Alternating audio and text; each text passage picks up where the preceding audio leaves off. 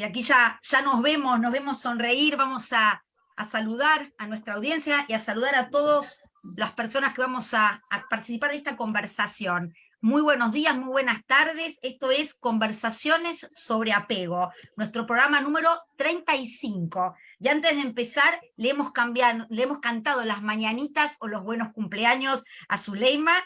Lo vamos a hacer ahora público. Muy feliz cumple a mi copartner, Zulema León Valle. Muy buenas tardes.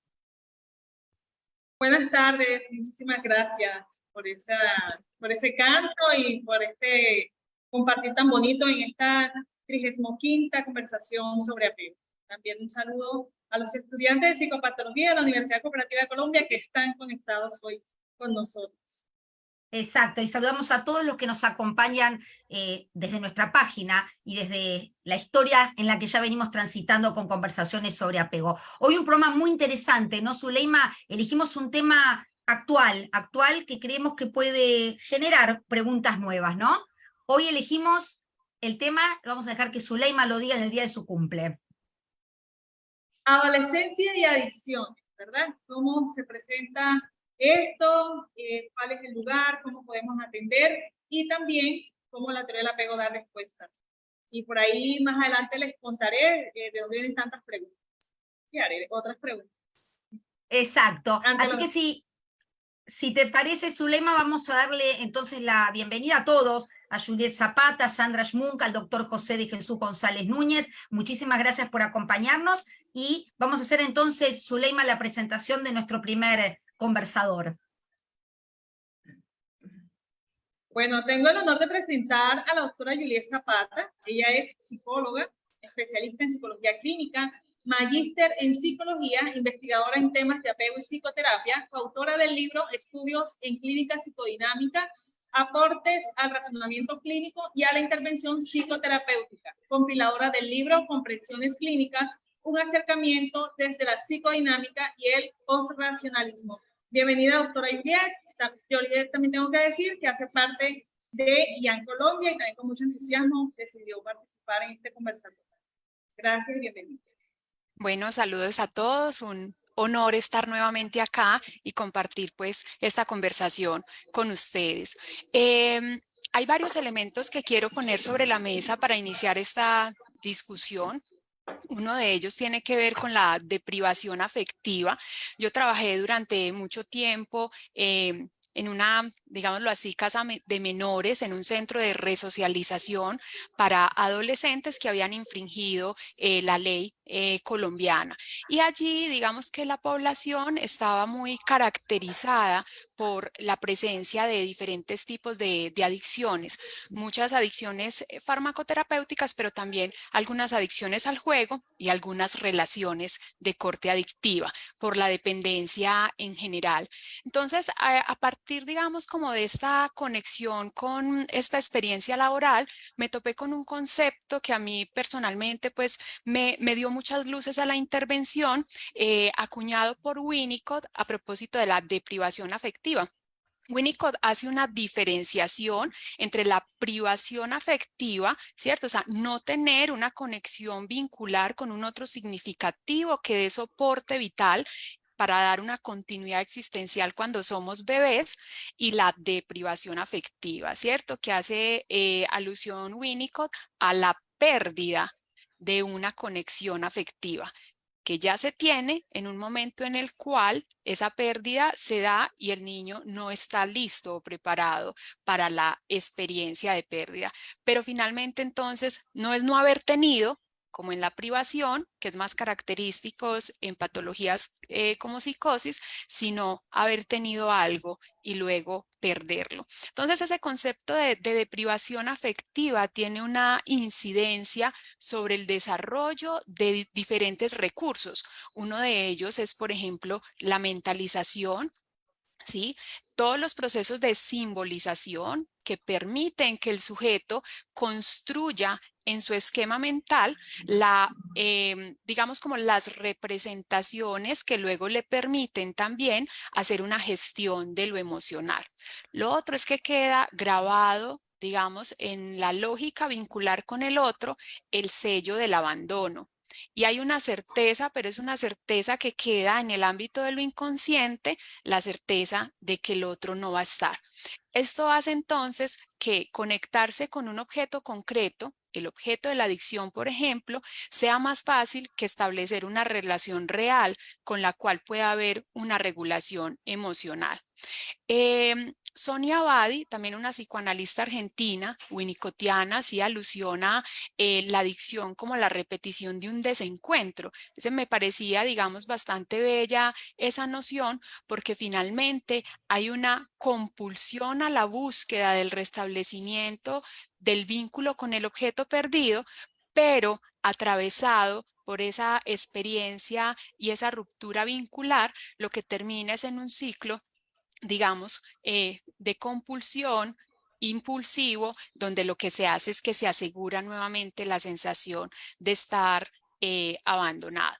Allí cobra mucho sentido en este programa, en diferentes momentos se ha hecho alusión a las estrategias, digamos, para resolver la ansiedad, las estrategias, digamos, de apego, y entre las estrategias que se tienen está el apego evitativo o un estilo evitativo de tramitar la ansiedad vincular.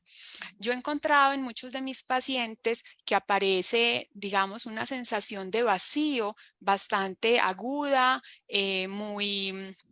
muy concreta, con pocas palabras, una sensación puesta en el cuerpo, de una manera a veces desintegrada esa sensación del resto de representaciones, y ellos lo nombran como un deseo de desaparecer, de desvanecerse, pero es una sensación que los acompaña desde que son muy pequeños en la vida. Hay muchas, digamos, alusiones a la falta de vitalidad que aparece cuando se inician procesos de tratamiento y la regulación del consumo de sustancias se da, por ejemplo, o cuando hay un límite puesto por los llamados familiares a la regulación, por ejemplo, con esos objetos adictivos. Entonces, lo que aparece es una sensación de aniquilación y de mucha angustia, y no tienen entonces los recursos para tramitarlos. También, digamos, si pensamos en una dimensión más estructural, como aquellos elementos que permiten la edificación de lo que somos y de lo que posteriormente nos permitirá realizar una gestión de nuestras emociones, encontramos como 4 aspectos importantes. Uno tiene que ver con las capacidades cognitivas, pero estas capacidades cognitivas no ligadas al aprendizaje de conocimientos específicos, sino a la gestión de la relación. Entonces, en estas capacidades cognitivas encontramos los MOI, ¿cierto? Los modelos operativos internos, donde está la percepción del sí mismo, muy devaluada en estos sujetos con deprivación afectiva, y la percepción del objeto, un objeto que se percibe con muy poca disponibilidad. En esa percepción de sí misma encontramos también una sobrecompensación de sujetos como con un narcisismo muy engrosado, pero por compensación de esa percepción de devaluación. Otro aspecto tiene que ver con la capacidad de manejo emocional, que tiene que ver con la autorregulación de lo que siento, incluso un rango muy limitado de emociones, ¿cierto? Todo se resuelve con tengo rabia, o con estoy triste o estoy bien. Entonces, un rango muy limitado para poder identificar la emoción, a veces mucha dificultad para conectar con el cuerpo y poder saber exactamente qué es lo que estoy sintiendo para poderlo gestionar.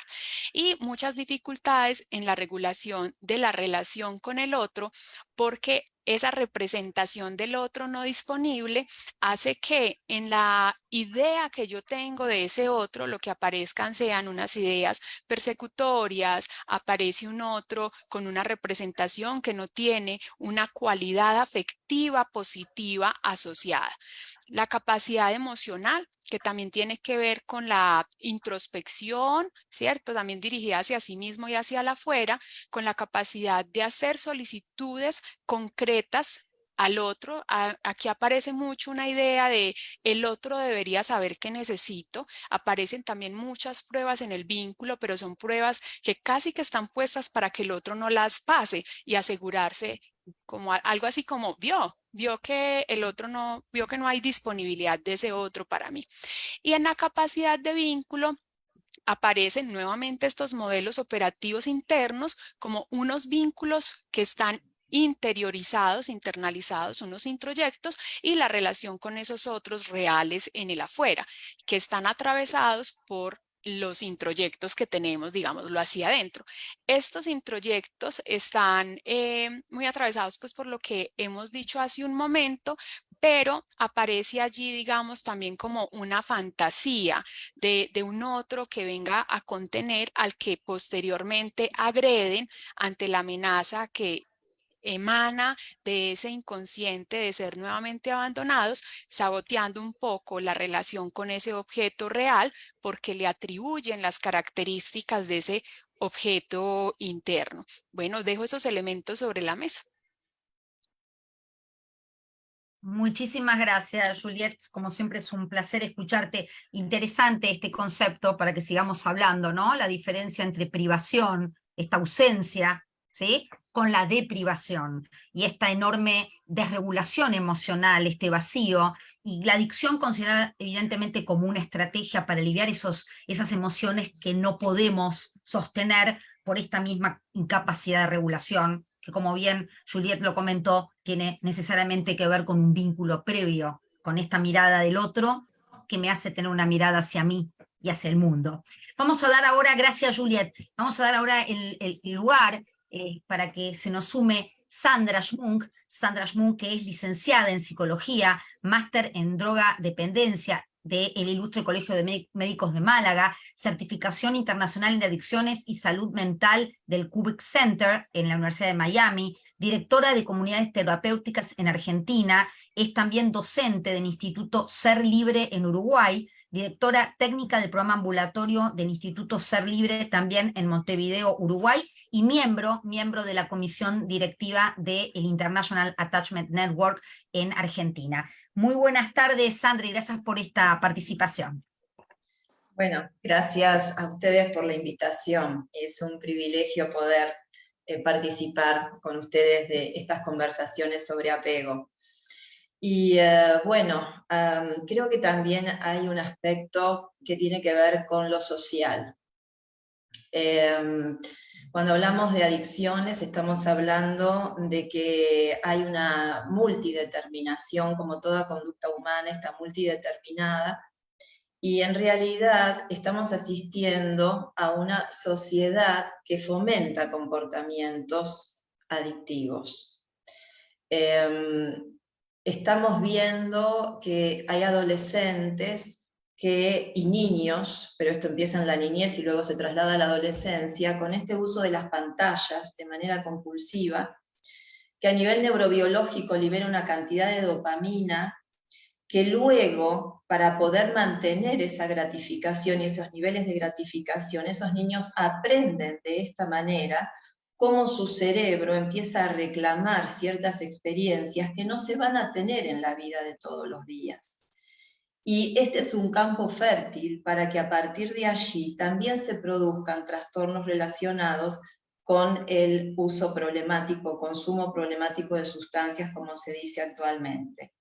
¿Por qué? Porque ese cerebro se acostumbró a cierta cantidad de dopamina y porque el resto de las experiencias parecen no tener sentido. Y a todo esto tenemos que sumarle, no tienen sentido porque no hay gratificación desde este aprendizaje cruel que el cerebro hace desde la infancia en este momento con respecto al uso de pantallas. Estamos hablando de los juegos de los videojuegos, estamos hablando de los juegos a través del celular, estamos hablando de las redes sociales, con un uso prolongado por horas y horas, lo que trae también alteraciones de la imagen corporal en los adolescentes, y esta desregulación que Juliet manifestaba muy bien con respecto a la matriz de esta vida en inicio con una familia que también está sumergida en comportamientos adictivos, llámese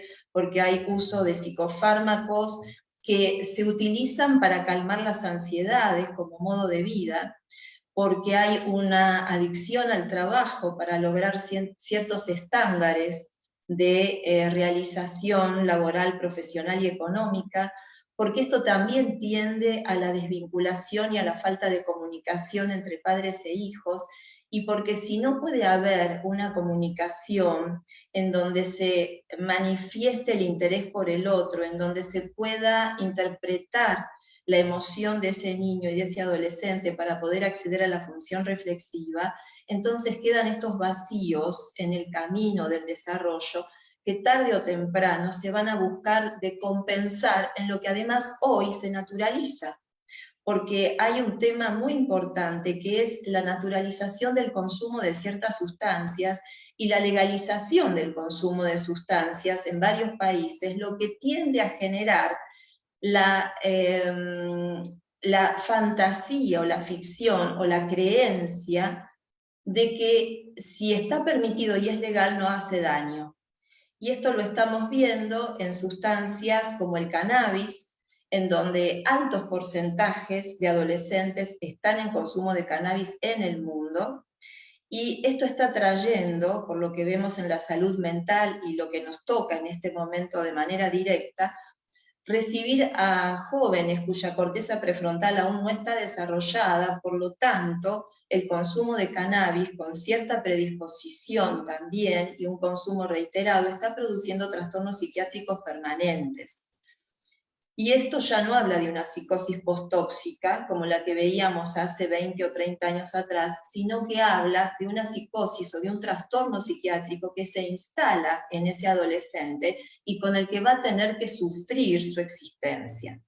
Entonces, es importante, creo, que podamos mirar desde la perspectiva de lo social qué mensajes estamos dando, qué mensajes damos como sociedad, qué mensajes damos como familia, dónde están los niveles de cuidado, de protección y de contención a los niños y a los adolescentes, en dónde está la coherencia entre lo que digo y lo que hago, porque estudiando estudios que se hicieron, por ejemplo, en España hace varios años atrás, se vio qué características parentales tenían los papás de hijos consumidores de sustancias, y entre otros aspectos lo que se observó es la incoherencia en los límites, la falta de coherencia entre lo que dicen y lo que hacen, no hay una importancia genuina en la transmisión de los valores, los límites son arbitrarios y no tienen un sentido claro de protección y de contención. Entonces, estos mensajes contradictorios van a entrar a generar también una distorsión en el desarrollo de ese niño y de ese adolescente, que encuentra una sociedad permisiva, una sociedad en donde todo debe ser ya, en donde no se puede esperar, en donde no se debe sufrir. Es otro de los mensajes actuales: pare de sufrir. Entonces, tenemos que buscar la magia de la farmacología, porque es la manera en que hoy aprendimos a vivir, entre comillas, ¿no? O a sobrevivir.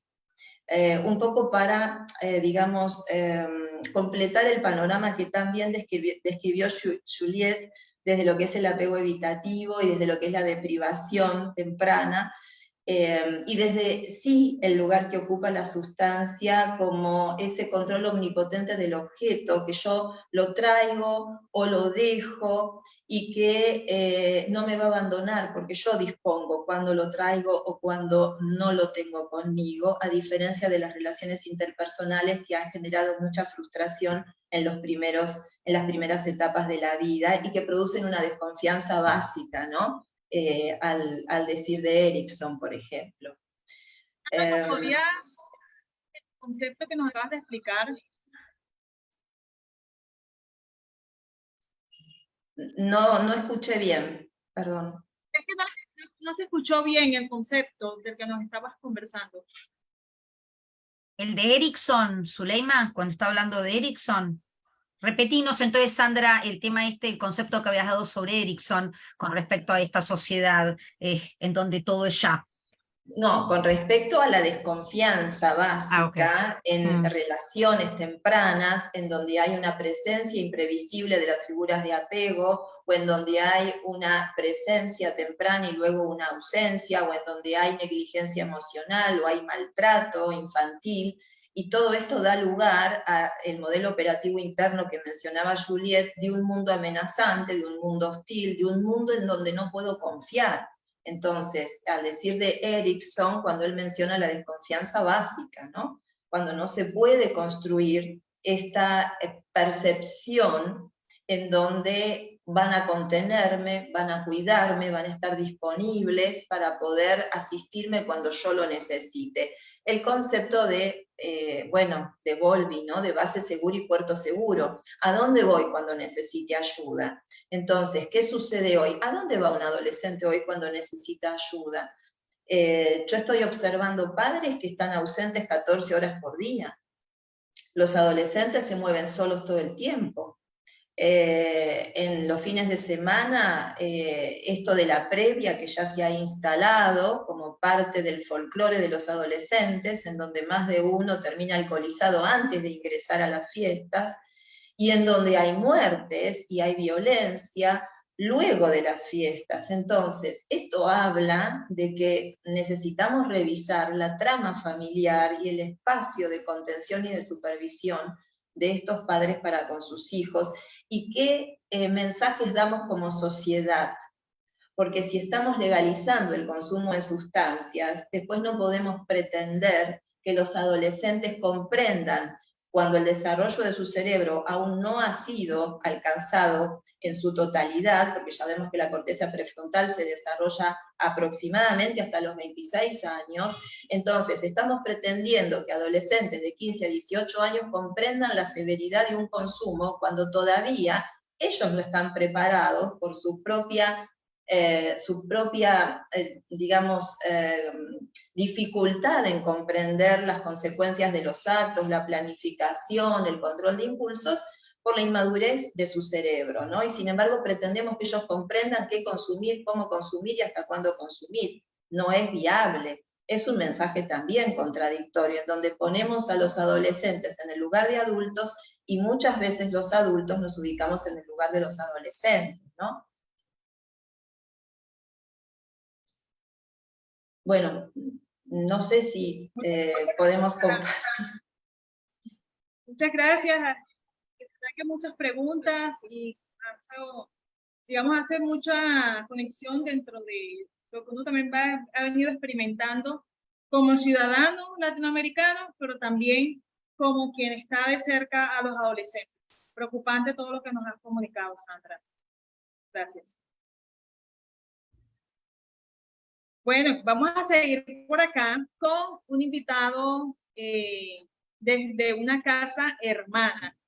Nos acompaña. Yo estoy bastante emocionada el día de hoy por esta asistencia. Doctor José de Jesús, gracias por aceptar esta invitación.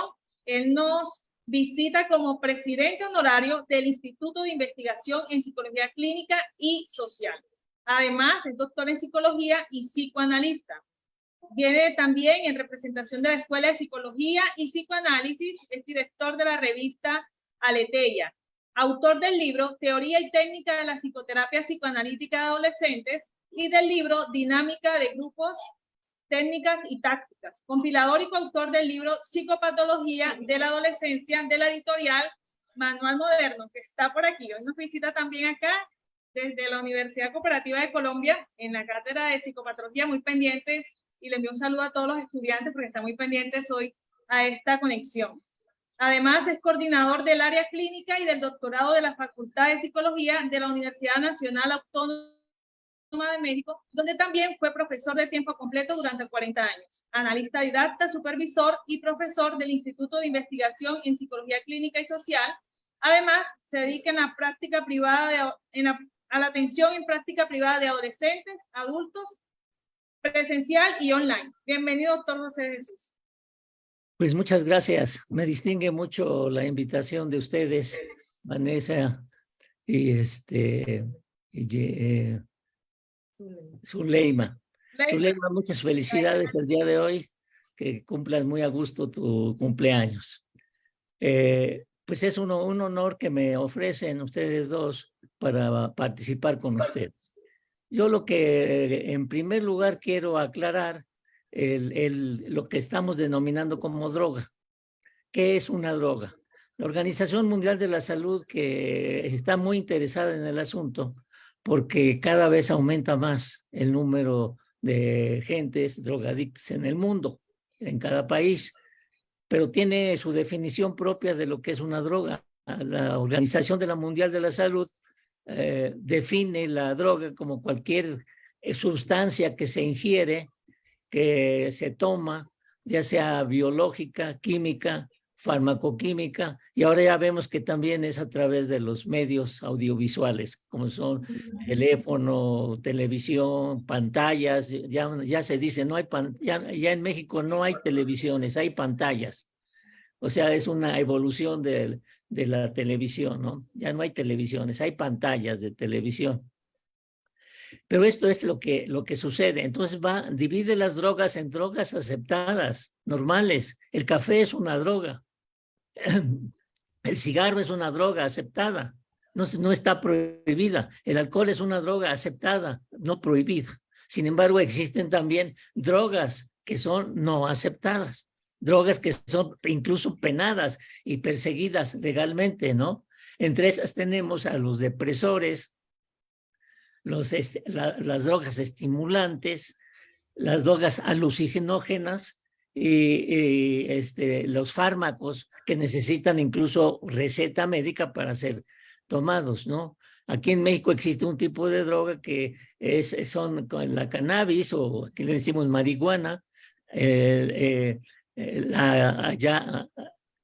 y otra serie de drogas importantes, que hay grupos que se reúnen haciendo modelos de dinámica de grupos para reunirse todo un fin de semana y mediante la droga pasar encuentros consigo mismo y salir liberados de todos los problemas que cada quien tiene. El ayahuasca es una planta que se da aquí en México, y se debe de dar en todas partes, pero aquí que está muy de moda, ¿no? Entonces, estas drogas son importantes porque el sujeto y la población más vulnerable que se da estadísticamente es los adolescentes. De cada 100 adolescentes drogadictos, de cada 100, 10 empezaron a los 13 años, 10 empezaron a los 14 y el 61% de ellos empezó entre los 15 y los 19 años. El 20% queda ahí irregular, pero más o menos es el dato duro que nos dan en México y que está de acuerdo con la Organización Mundial de la Salud.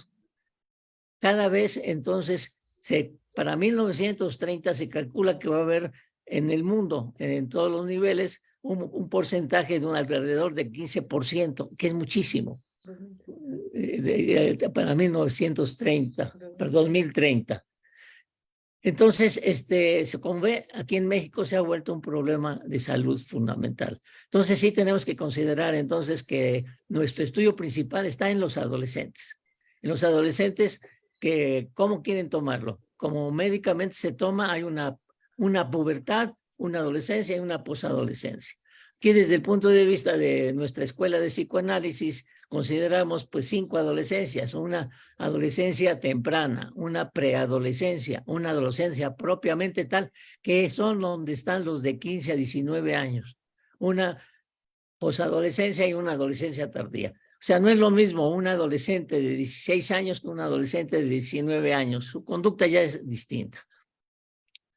Entonces, este sistema, considerando entonces cuáles son los problemas básicos de estos adolescentes más vulnerables que se encuentran en el medio para ser invitados, para ser incluidos dentro de esta parte de drogadicción. Primero, el adolescente propiamente tal, en estos que están entre el 15 y 19 años, son adolescentes que están atravesando por un problema de identidad, lo que se denomina una crisis de identidad.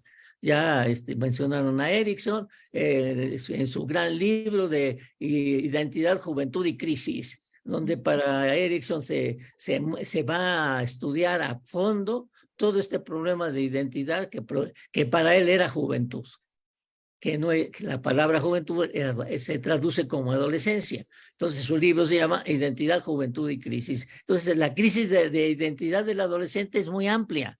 Es muy amplia porque viene desde la identificación de género.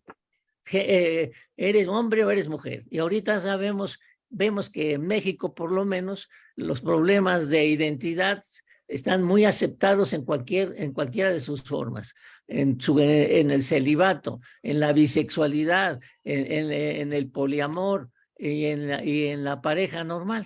Entonces nos encontramos que cualquier tipo de identidad sexual es aceptada. Pero de todas maneras, todos sabemos que la identidad es lo que el sujeto lo guía, lo que el sujeto lo conforma, aquello con lo que el sujeto se mueve. Pues este proceso de identidad está en evolución y lo tiene que adquirir el adolescente. Otro problema que tiene que adquirir es este aspecto narcisista del adolescente. El adolescente es un adolescente narcisista que tiene muy inflada su personalidad y muy devaluada al mundo externo, pero quiere pertenecer al mundo interno. Ya se mencionaba esta contradicción. Y cómo los adultos favorecían como decía Sandra, favorece como especie de doble mensaje que le damos a este adolescente.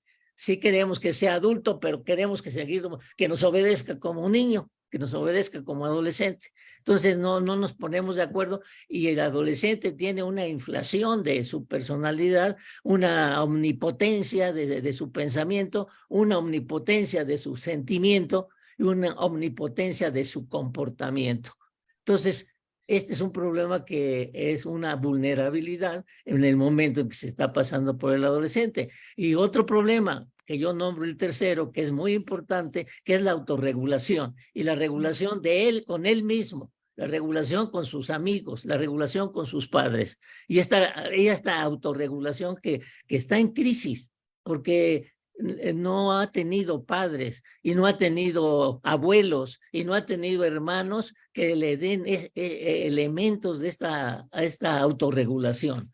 Y esta autorregulación tiene que ser lograda no solamente en los afectos, porque la primera autorregulación que se busca es en lo que el adolescente siente. Todos sabemos que en la adolescencia hay una maduración de las glándulas sexuales y hay un bombardeo de hormonas en el cuerpo, tanto del hombre como de la mujer. Hay un cambio de la imagen corporal, tanto del adolescente hombre como del adolescente mujer, y eso no lo sabe, pues, no hay una regulación de este asunto. Entonces lo invade este cúmulo de hormonas que lo hace sentir también raro. No sabe, su imagen corporal la tiene que readaptar. Ya las mujeres van a cambiar totalmente su aspecto físico y los hombres también. Y se va a llegar a la madurez sexual, donde ya se pueden reproducir, ya, y donde da no solamente el problema de la drogadicción, sino también el problema del embarazo adolescente, ¿no? Donde ya sabemos que las mujeres cuando empiezan a menstruar, hasta ahí llegó su estatura y además quieren crecer y después de que tuvieron su primera menstruación, crecen muy poquito. Crecen muy poco. Entonces, esto le pone a las adolescentes mujeres en este rango. El adolescente hombre pues tiene que cambiar de voz, lo cual es otra persona en ese sentido. En la estadística también se encuentra que los adolescentes hombres son mucho más los que se dedican a la drogadicción que las adolescentes mujeres. Entonces, esta vulnerabilidad del adolescente es lo que le hace propicio que sea más presa de la drogadicción. ¿Cómo empieza un adolescente? Pues generalmente es invitado por un amigo, es invitado por alguien, es seducido para que llegue a su primera droga. Y su primera droga, pues no sabemos, en México decíamos que en México algunos padres son los primeros que inician al niño en la droga. El papá es el que le dice, hijito, ándale, vamos a cenar, tómate una copita. Entonces los inicia y él los está invitando, la propia familia, que aún no le ha dado, en su apego, no le ha dado regulación. no le ha dado ninguna regulación a sus afectos, ni emocionales, y en la adolescencia, que ya sabemos que necesita también una autorregulación y una heterorregulación de género en lo sexual. Entonces, esta crisis de no regular ni sus afectos, ni su vida sexual, lo pone también en una situación de vulnerabilidad muy alta. Pero no importa en qué forma llega el adolescente a la droga prohibida, o sea, la droga que el sujeto usa, porque hay que ver que el uso y el abuso, que es lo que llega a la drogadicción, es un continuo. El sujeto empieza con un uso de la droga, llámele cannabis, que aquí se llama marihuana, llámele cocaína, llámele cualquiera de estas. En México ahorita tenemos el problema grave del fentanilo, lo compartimos con los Estados Unidos y tenemos una campaña nacional a nivel de todas las escuelas de todo el país, todas las escuelas y todos los profesores tenemos que hablar de prevención a las drogas, todos, para prevenir fundamentalmente la droga que está produciendo muchas muertes, que es el fentanilo. Bueno, pero entonces este continuo de que el adolescente empieza a usarlos, un uso es un uso irregular, tanto en frecuencia como en cantidad de droga. Ya cuando el sujeto va pasando de este uso y llega al abuso. Cuando llega al abuso ya podemos decir que ha llegado a la drogadicción. Y este abuso de droga ya se va a caracterizar por una regularidad en la cantidad de droga que hace y en la regularidad en el tiempo. Pero y este abuso ya se va a caracterizar también por el deseo compulsivo, el hiperentorio de la droga. Ya el sujeto necesita, ya la droga se vuelve el objetivo de su ingesta. Entonces, ya decimos que un sujeto es drogadicto cuando ya la ingiere compulsiva y perentoriamente. Este ir del uso al abuso es un proceso en el que se va a ir habituando porque lo va a considerar principalmente como una cosa normal. Yo lo puedo controlar. Y no se da cuenta que no lo controla hasta que no tiene problemas físicos o problemas emocionales o alucinaciones. O ya en adolescentes se les ve claramente la reprobación escolar, se le ve claramente el aislamiento social, se les ve el aletargamiento de su conducta, ¿no? Ya es hasta que hay síntomas ya irreversibles a veces, síntomas irreversibles que le dicen ya, estás haciendo abuso demasiado de la droga y ya te está haciendo mal. Y muchos de ellos ya no van a poder regresar a su estado natural. Muchos de ellos van a querer seguir siendo adultos y seguirán siendo drogadictos, y muchos de ellos ya sabemos que en México también lo consideramos como un camino al suicidio. Es una forma de autocastigo muy severa que puede llegar hasta el suicidio. Entonces la droga ya es cuando ya se ingiere una sustancia en forma compulsiva, perentoria, y además se da el síndrome de abstinencia. Si el sujeto la toma y la deja de tomar, o sea, si hacemos una intermitencia o una deprivación, como dice Juliet, una deprivación de la droga, el sujeto se va a descontrolar. Va a llegar al síndrome de abstinencia, que fundamentalmente el síndrome de la abstinencia, como ustedes saben, es el síndrome que si cuando ya no toma la droga, pues prácticamente se enloquece. Hay una desregulación total. Por eso el remedio y la enfermedad, ¿no, José? De que ellos empiezan como una forma de apagar ciertas sensaciones que no quieren y terminan siendo presos de eso. Realmente muy interesante todos estos conceptos que nos compartiste. Y yo, para empezar este café virtual, quería tomar estos últimos puntos que nos comentaba José con respecto a esta adolescencia propiamente dicha, esta crisis de identidad inevitable, este narcisismo, esta omnipotencia, que termina siendo vulnerabilidad también, pero que es inevitable. Y ahí viene una parte en donde en donde sí podemos intervenir con respecto a la opción, a la presencia, a la posibilidad de hacer este diálogo reflexivo del que tanto habla Mario Marrone familiarmente, y abro a este tema, ¿no? ¿Cómo podemos llevar luz desde el lugar en donde, cómo podemos ayudar a que no llegue esto? Como bien también decían los tres, no hay un bebé que nace adolescente, esto es un continuo Es decir, no es de golpe, hay toda una situación, más allá de, como decía también Sandra, que esto es multicomponente, ¿no? El tema de las adicciones. Abro este tema para proponer cómo podemos intervenir desde antes que el adolescente sea adolescente, para que el adolescente pueda enfrentar las vulnerabilidades y todo el periodo propio de la adolescencia desde un lugar más seguro, más fuerte. Ya, yo creo que para lograr al adolescente autónomo, ¿no? Que es el que ha podido atravesar un vínculo con sus figuras de apego que dio lugar justamente al apego seguro, para llegar a este adolescente autónomo, me parece que hay que priorizar la prevención.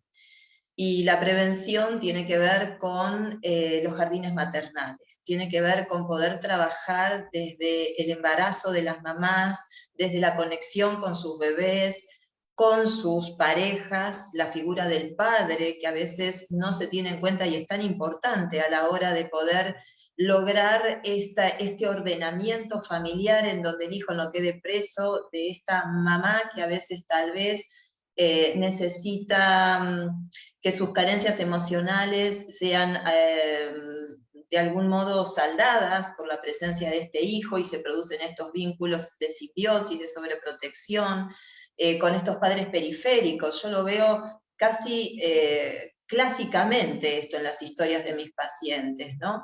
Entonces, poder iniciar realmente trabajos de prevención desde los distintos ámbitos, desde el ámbito educativo, desde el ámbito de la salud, desde los jardines maternales, en donde se priorice justamente todo lo que tiene que ver con la necesidad de poder comprender qué implica el vínculo de apego, qué implica la conexión con ese otro, ¿no? Y de poder restaurar o reparar nuestras propias historias, porque muchas mamás, muchos papás, sabemos que hay una transmisión intergeneracional de los estilos de apego, y que muchos necesitan también lograr de algún modo sanar esas experiencias emocionales que pueden haber sido traumáticas en sus propias infancias, para no repetir nuevamente con sus hijos estos estilos de apego. Entonces, me parece que lo prioritario es la prevención. Es bueno que se informen sobre las drogas, pero yo he visto que los adolescentes saben más que los adultos sobre drogas, y que no les importa los efectos de las drogas, porque ellos están buscando algo que va más allá, y que es justamente paliar el malestar psicoemocional de aquello que no pudieron regular en su infancia. Entonces, por más que les digamos qué drogas son malas, qué drogas son letales, etc., el adolescente va por otro lado. Necesita de alguna manera compensar su desregulación, y no es casual que cada adicto tiene una droga de elección. Por lo general es una droga de elección. Hay policonsumo en la adolescencia mayormente, pero luego hay como una decantación y se busca una droga. ¿Por qué se busca esa droga y no otra? Porque justamente hay emociones que son diferentes de persona a persona, y cada uno necesita regular una emoción diferente, aunque no sepa de qué emoción se trata, porque también existe esto que llamamos alexitimia, la incapacidad en el adicto de poder nominar, identificar y gestionar sus emociones, porque justamente no hubo función reflexiva en su desarrollo, no le enseñaron a identificar y regular y transitar sus emociones. Entonces, vuelvo a lo mismo, creo que prevención, trabajarlo vincular nuevamente, el encuentro persona a persona, no reemplazar una pantalla por una persona, ¿no? En esta época en donde creemos que estamos hiperconectados, y como me decía una paciente centennial de 16 años, me decía, yo la verdad es que creo que estamos muy solos. Y realmente los centennials están experimentando, los adolescentes llamados centennials, ¿no? La generación Z, están experimentando sentimientos de profunda soledad. Sí. En la época de la hiperconectividad. Qué paradoja, ¿no? Sí, José, querías decirnos algo.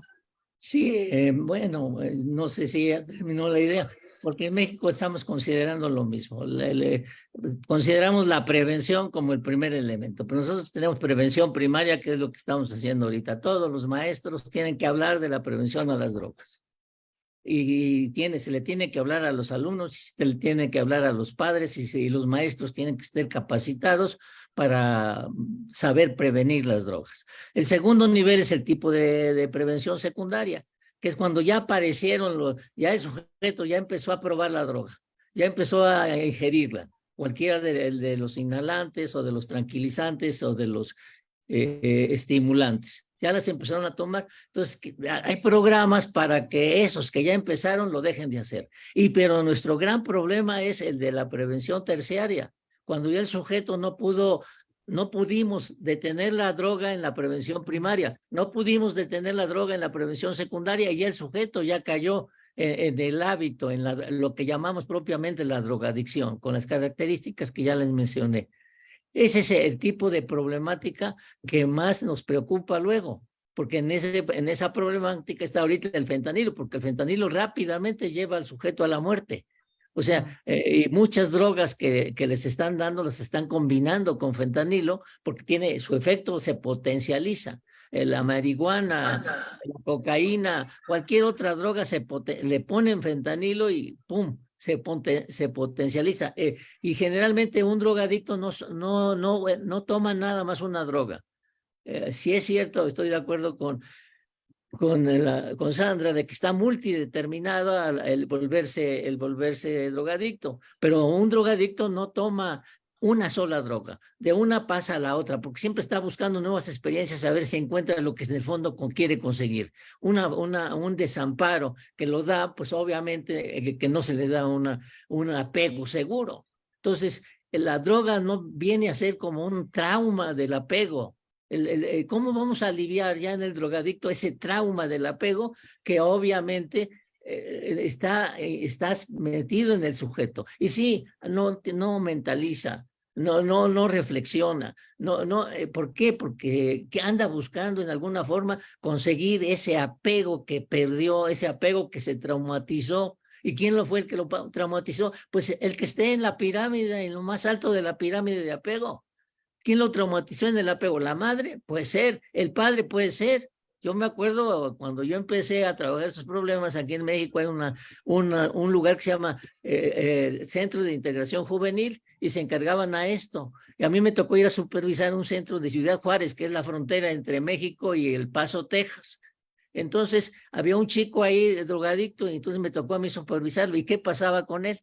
Pues que él se metía mucha marihuana y mucha inhalantes, gasolina, el pegamento para zapatos, eran puros inhalantes, pero además se dedicaba a vender cigarros de Estados Unidos.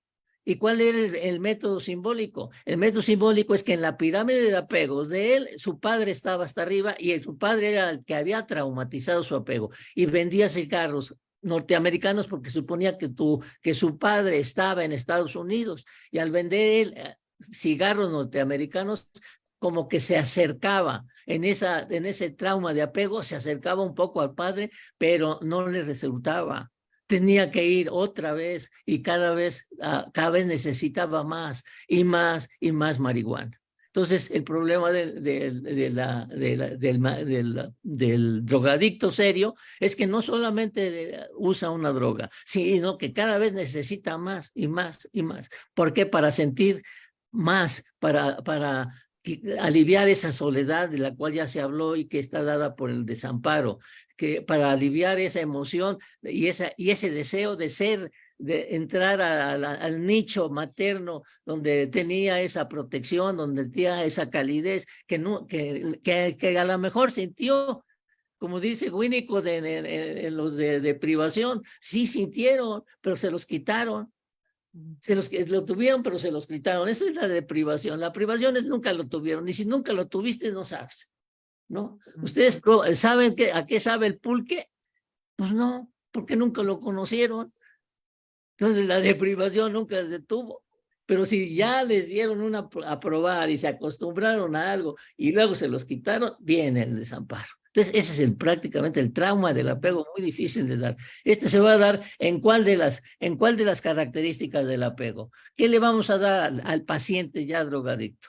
¿Vamos a ser sensibles con él? El terapeuta y los programas que hagamos tienen que ser sensibles, tienen que ser programas que les den contención, que les ayuden a mentalizar, que les ayuden a hacer procesos procesos básicos y darle modelos operativos internos importantes. ¿Qué vamos a hacer? ¿Vamos a ser confiables? Vamos a tener que ser confiables con ellos, porque ese es el apego, de ser confiable. ¿Qué les vamos a dar más? Les vamos a dar intimidad, les vamos a saber qué es la intimidad, les vamos a poder dar empatía. ¿Cuál es de las características que una madre que da apego seguro le dejó de dar? Porque no son todas, pueden ser algunas o alguna que la que causó el trauma del apego. Puede ser, eso es lo que nos pide. ¿Cómo vamos a regular? ¿Cómo vamos a regular ese acercamiento del drogadicto con nosotros y poderle decir, aquí somos una fuente confiable, somos un nicho confiable? ¿Cómo vamos a regular? Si se acerca, se angustia y va a ir a drogarse. Si se aleja, se angustia y se va a ir a drogar. ¿Cómo vamos a regular esa distancia entre el drogadicto? Él quiere además el drogadicto que seamos omnipotentes como él.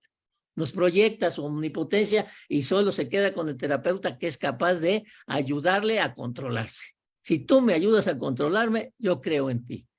Pero si no me ayudas a controlarme, no.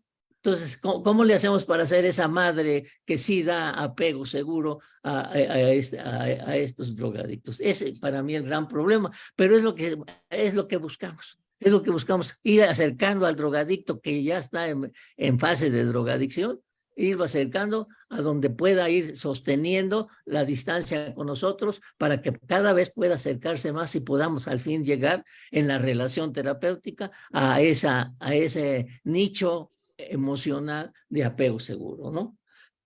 Sí, muy interesante eso, José. Zuleima. Pensando en todo esto que usted nos está comentando, doctor José de Jesús, y recordando lo que nos propone también las aproximaciones para comprender todos estos síntomas de la adolescencia y en relación a las adicciones, quería preguntarle a Juliet, y sabiendo que hay muchas madres que también están muy al pendiente de este programa, muchos psicólogos que están, digamos, instalados en algunos centros de rehabilitación, también sé que están muy al pendiente porque nos van comunicando que van a estar al pendiente de este programa. Entonces, Juliet, ¿qué mensaje le podemos dar también para esa vida cotidiana de esas madres que nos están escuchando y que también van quedando con la idea de cómo ser ellas una base segura para sus hijos? Madres y padres. Bueno, aquí hay varios elementos a tener en cuenta. Uno lo había anunciado Sandra, y es que a veces las dificultades de regulación y de comunicación del adolescente nos informan también de las estrategias a veces disfuncionales que tiene la familia. Entonces, quizás poder también buscar un espacio seguro que estas madres, estos padres, cuidadores, tíos, abuelas, la figura que represente allí el cuidado, pueda identificar quizás que para sí mismo también se requiere un acompañamiento. Yo creo que tenemos un reto grande también, y es que estamos en una sociedad que promueve la lógica adictiva, el individualismo, el exceso de narcisismo, la soledad, y de esta manera esa conexión compulsiva que no es vinculante, ¿cierto? Que es desvinculante, como nombraba también Sandra. Y para los que están en los espacios, yo cuando inicié el proceso en las instituciones, una de las indicaciones que había en las instituciones era trabajar proyecto de vida con los adolescentes.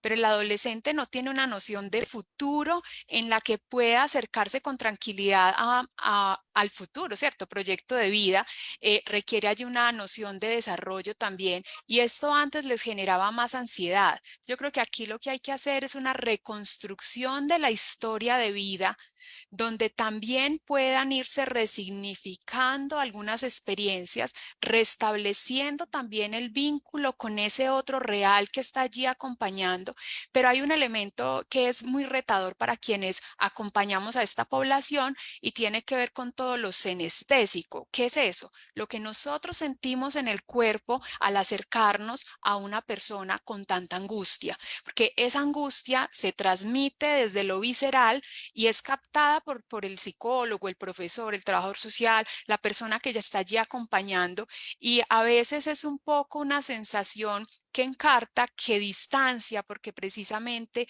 lo que viene a hacer esta experiencia emocional es repetir ese patrón que se ha venido construyendo desde la infancia. Entonces, yo creo que es muy importante también que quienes estamos trabajando con esta población tengamos procesos de supervisión y también podamos estar en un monitoreo permanente de qué sentimos nosotros cuando trabajamos con esta población, qué acontece con nosotros después de que salimos del trabajo, cómo estamos nosotros cuidando de nosotros mismos para ser ese otro como base segura. Sí, y eso es muy interesante, Juliet. Creo que lo comentabas tú o Sandra, cómo tenemos que revisar nuestra propia historia vincular, ya sea como padres, ya sea como quienes tenemos a cargo adolescentes o niños, o como terapeutas, ¿no? Porque nuestro propio estilo terapéutico tiene que ver con nuestra propia historia vincular.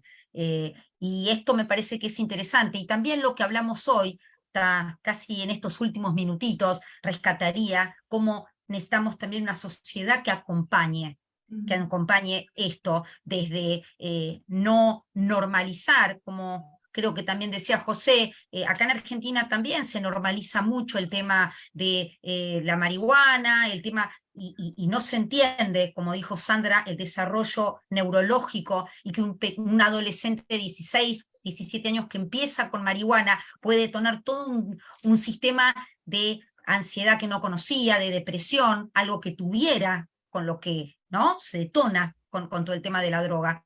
Me parece que es un programa muy interesante este, que da para más que un programa, pero desde este lugar lo que queremos es llevar de alguna manera una mirada diferente, una mirada para poder acompañar a quien está sufriendo, porque entendamos que todas las adicciones tienen que ver con sufrimiento, ¿no? Sí, yo estoy totalmente de acuerdo. Cualquier drogadicto tenemos que, su pasado no lo podemos cambiar.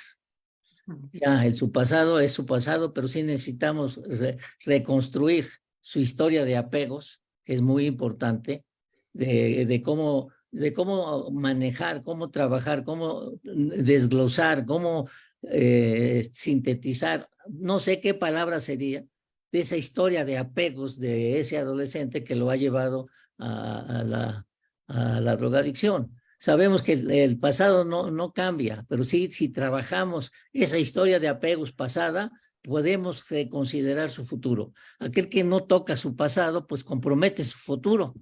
Generalmente el psicoanálisis en cualquiera de sus ámbitos tiene que tocar el pasado en alguna forma para poder remodificar el futuro, porque si no nos compromete el futuro. Pero sí es muy importante en esta reconstrucción de la vida pasada. Estoy de acuerdo con Juliet y con Sandra, de que hay que reconsiderar la vida, la historia de vida, pero hay que reconsiderar más que nada la historia de apegos. La historia de apegos que el sujeto ha tenido y cuáles son esos que han sido traumatizados y no le permiten tener esos modelos operativos internos que lo rescaten de la drogadicción. Y por suerte tenemos estos enormes tutores de resiliencia, que implica que una infancia infeliz no determina la vida, así que esos nuevas relaciones pueden ser prometedoras en el autocuidado y todo. Saludamos, Zuleima, te doy la palabra para que cierres esta conversación tan linda con Sandra, con Juliet y con José de Jesús. Bueno, este ha sido un programa bastante educativo, formativo. Muchísimas gracias. Estoy muy contenta con toda la apertura. Este tema es el primer programa que tenemos para hablar de adicciones en esta profundidad. Hay personas que se encuentran en nuestro Facebook. Quiero enviarles un saludo a Marcos Javier Barriga. Él se encuentra en Cáceres, España. Dice un saludo a todos y a todas. Y Beto Sierra, que se encuentra en Medellín, dice: el niño termina siendo, como Soler lo mencionaba, el resultado de los lazos sociales fallidos. Entonces es un programa que nos ha situado desde el poder ayudar, desde el comprometernos, desde el hacer unas preguntas, ¿cómo puedo apoyar a los adolescentes y a las familias que intentan salir de este flagelo social, familiar y por supuesto psicológico? Entonces, estamos ya sobre el cierre. La idea es que nos puedan regalar una frase para seguir conectando y seguir hilando este tema. Muchísimas gracias por toda la apertura y la generosidad con la que aceptaron esta invitación. Pues Entonces la muchas gracias propuesta a ustedes. es, sí, José Luis, José de Jesús. No, pues muchas gracias a ustedes, gracias Vanessa, gracias Zuleima, gracias Sandra, gracias Juliet. Creo que es un programa que a mí personalmente me enriqueció y estoy aquí muy contento de haber participado con ustedes y sobre todo acompañarte un ratito en tu cumpleaños, Zuleima. Gracias, José de Jesús. Sandra. Bueno, que lo importante en el ser humano es la plasticidad, ¿no? Y que como terapeutas tenemos la posibilidad de gestionar nuevas experiencias emocionales correctivas. Y desde allí la historia se resignifica. Entonces, que tengamos esto en cuenta, ¿no? Nuestra función también tiene que ver con la posibilidad que le damos a esa persona traumatizada de transitar nuevas experiencias emocionales correctivas y poder ser escuchado, poder ser validado, poder sentirse aceptado, poder gestionar sus emociones y poder comprender entonces que hay otra forma de transitar la vida. Y muchas gracias, hermoso haber compartido con todos ustedes. Juliet. Bueno, yo cerraría diciendo que hay que tener límites claros a nivel de la familia sin perder la esperanza. Y también ha sido un placer conversar con ustedes. Muchísimas gracias entonces, Zuleima, Sandra, Juliet y José de Jesús. Nos despedimos para vernos en 15 días y le mandamos entonces un especial beso a Zuleima que termine brillantemente este día de cumpleaños. Muchas gracias, adiós. Y saludos Adiós. también a los estudiantes de la Comparativa de Colombia. Saludos, Feliz día. Saludos para todos. Chao, desde Vanessa. México. Chao, hasta luego, nos vemos. Hasta luego.